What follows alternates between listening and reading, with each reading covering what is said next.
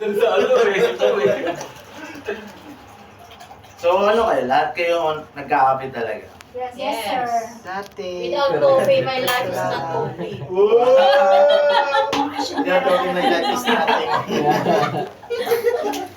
Chirong palaka. Ay, pupuin ko si Mom. Ay, hindi ka ba? Tabi tayo man.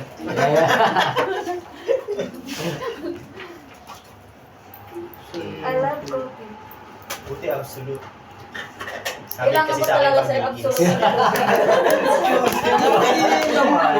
Mapang demo lang yan. Malala akong mahanap lang ng tubig kagad. So, yun. So, Dapat ka sa puso lang yun, ano eh. okay, so we should start na po. Okay po. Okay. So, first of all, good afternoon everyone. So, I just want to say sorry din kung bakit ako late since from QC pa kasi ako. So, di available yung company car namin. That's why I commute from QC to Nuvali. But anyway, I'm Dexter Lastoy. I'm the trade specialist or roving supervisor ng trade sa Nespresso. So I usually conduct training, product training from our coffee specialist. Coffee specialist means promoter ni Nespresso mismo. And then from different account din. So isa na kayo doon sa mga iti-train ko. And nag-train na rin ako sa ibang True Value Store. So first of all, I just want to ask, since tinanong ko kayo lahat kanina kung mahilig kayo sa coffee, gusto ko lang malaman ano yung go-to coffee nyo or ano yung mga coffee na order nyo sa coffee shop pag pupunta kayo or kung mga mahilig ba kayo sa 3-in-1 or sa pure black lang. Pure black. Coffee latte. Coffee latte. Okay lang, latte, Macchiato. macchiato, Cappuccino. cappuccino. So basically, lahat ng coffee recipe natin with milk or anything with barista recipe, start lang siya sa coffee base natin as espresso shots. So espresso shot is 40 ml. So kaya ako siya natanong kasi these two machines that I have here, they can both create coffee shot or espresso shot. So yun, kaya ako siya tinanong kung ano yung go-to coffee nyo. And then also kung bakit ko tinanong kung mahilig kayo sa 3-in-1 coffee, kasi hindi naman sa paninira, but pure black coffee kasi, yung mga brewed talaga is more healthier than 3-in-1 coffee. Yes. So yun, Kaya marami Hammer nagbubulat. ka, antok ka. Pag ako nag-3 Vlog. in 1, hinihiwalay-hiwalay ko. Pwede ba? Chinachani. so yun, start tayo saan ba galing si Nespresso, bakit siya nag-come up sa isang machine. So Nespresso is under Nestle din. So they are parang twin sister company. So Nespresso started in Switzerland, year 1970 pa. But dito sa market ni Philippines, 2017 siya nag-start. So bakit nga ba nag-start si Nespresso to create simple machine? Nespresso machine is smart and easy to use.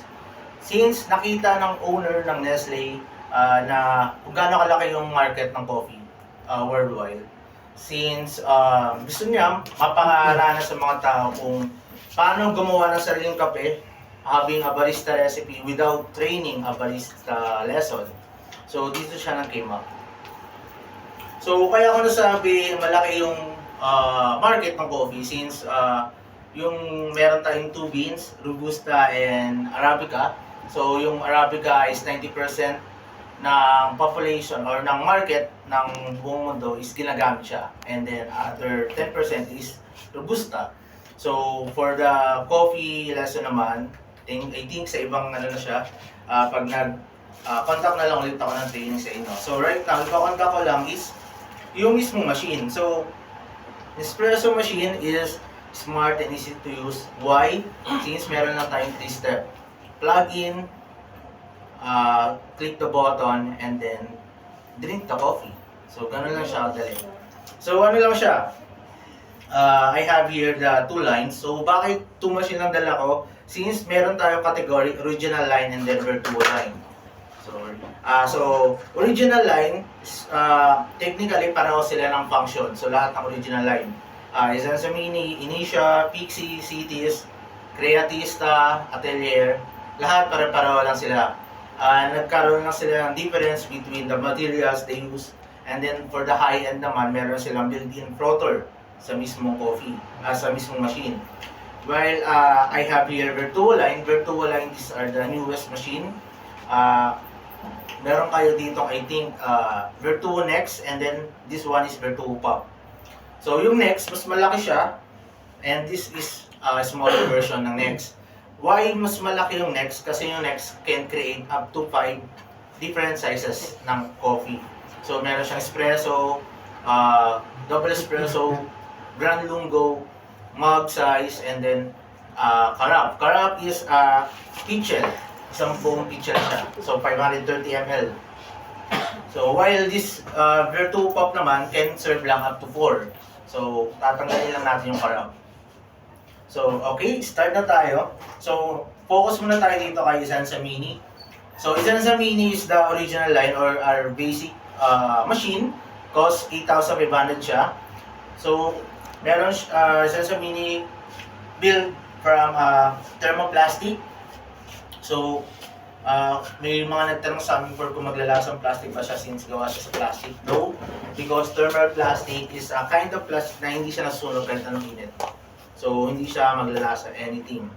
So si Isansa Mini meron siyang water tank, detachable water tank siya, so pwede mong tanggalin. And then capacity niya is 600 ml. Also meron din siyang use capsule container. So here. So para sa itong use capsule, so dito bumabagsak yung mga capsule once natapos na siyang gamitin. And also, Isansa Mini have a lever for the, ito yung nagsisilbing lock para sa capsule. So yun lang yung parts niya. Kung di ko na kayo train in depth into parts since ang mismong objective naman natin is para ibenta lang siya kung paano siya paggamit sa customer. So yun lang. Iba naman, alam naman ng customer. Yung iba alam na. So paano siya gamitin? Kung mapapansin nyo, wala siyang power button. So meron lang siyang 2 buttons. Yung isang maliit na logo is espresso, and then yung isa naman is lungo.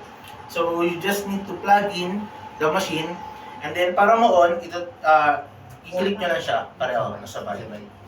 Tapos mag-blink siya. So yung blinking time frame niya is from 20 to 30 seconds. Ganun lang siya kabilis mag-blink. Once na matapos na yung blinking niya, pwede na natin siya gamitin. So while, bakit kailangan mag-blink ng machine? So yung machine, nagbi-blink siya just to preheat. So pinapainit niya na yung machine. Tapos meron naman ako dito dala ngayong mga capsule. So yung capsule na to is gagamitin natin coffee right now. So I have here the Scuro. Scuro means good for the recipe milk.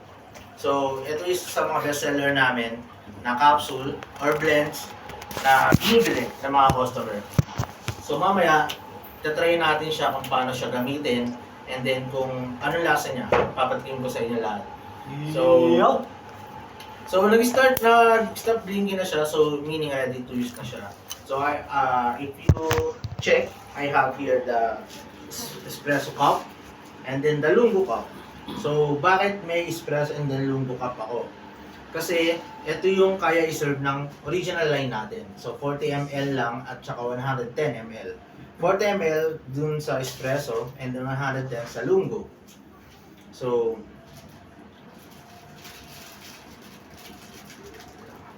paano siya gamitin? Madali lang.